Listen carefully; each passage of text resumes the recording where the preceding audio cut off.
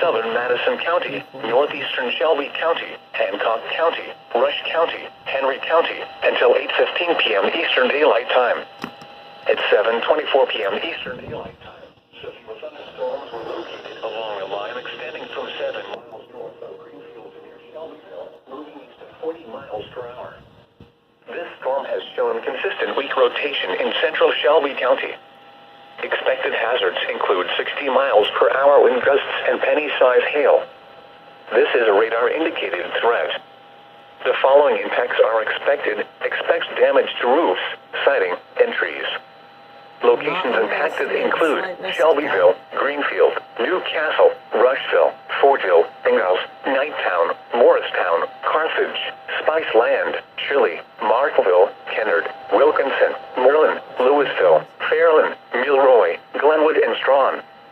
This includes the following highways: Interstate 70 between mile markers 98 and 133.